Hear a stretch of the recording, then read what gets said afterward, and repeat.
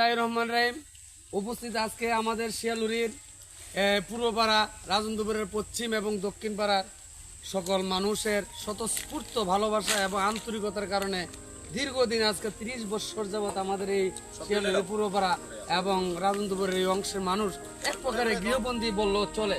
আমরা গৃহবন্দী হিসেবে ছিলাম।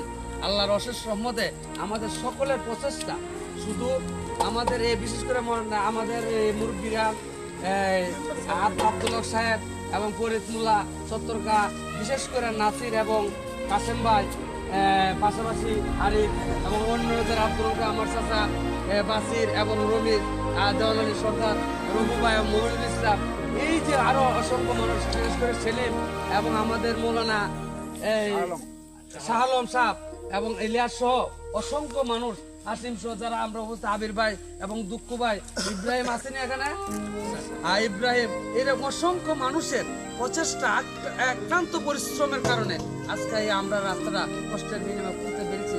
এই জন্য মহান পাক রব্বুল আলামিনের কাছে আমরা অশেষ কৃতজ্ঞতা এবং শুকরিয়া জ্ঞাপন করছি। সবাই আমরা কারণ সৃষ্টিকর্তারা স্মরণ না করলে আমরা আল্লাহর অস্তিত্ব এবং যে প্রাকৃতিক আমরা ভুলে যাব।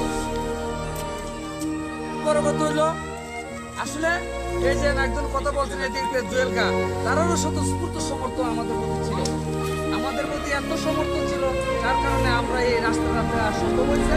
আমি দোয়া করি এই রাস্তার মধ্যে যারা টাকা পয়সা, অর্থ, শ্রম, মেধা, বুদ্ধি দিয়ে আমাদেরকে সহযোগিতা করছেন, সবার জন্য আল্লাহ পাক অনেক বড় মনের অধিকারী করুক এবং লক্ষ লক্ষ টাকার মালিক বানা, তার মান সম্মান আল্লাহ সকলের কাছে বৃদ্ধি করো।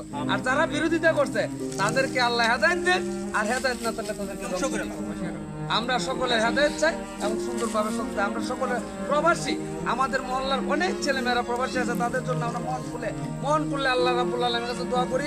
তারা প্রচেষ্টা, তাদের অর্থ আমাদের অনেক উপকারে আসছে, তাদের সমর্থন আমরা পেয়েছি, তাদের জন্য দোয়া করে তারা আরো বেশি বেশি আলোচনা করবো, কাজ করে। সবাই আসলে নেতৃত্ব দিতে পারে না, আমি অদম মানুষ। আমার সাথে সম্পৃক্তভাবে নাসির এবং কাসেম ভাই জড়িত ছিলেন।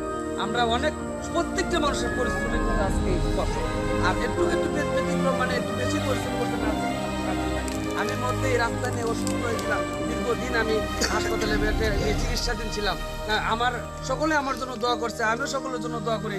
আমার অবশিষ্ট কাজটা নাসির এবং কাসেম ভাই চালিয়ে গেছে। এই যে রাস্তাটা পেয়েছি, আমি তাদের জন্য মন থেকে দোয়া করি অতি ভবিষ্যতে আমাদের জন্য সকলের কাছে এক কথায় আমরা চলতে পারি সুন্দরভাবে।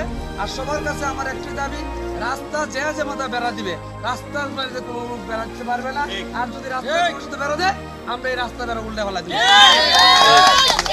আপনারা সবাই জানেন অতি নিকটতমই এই যে রাস্তা একটা বেড়া দিয়েছে স্কুলের।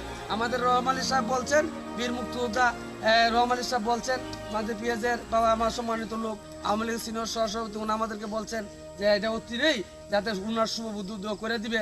এবং আমরা এই আশাবাদ আছি, আমরা আগামী দিনও এই যেন রাস্তাটা পাই।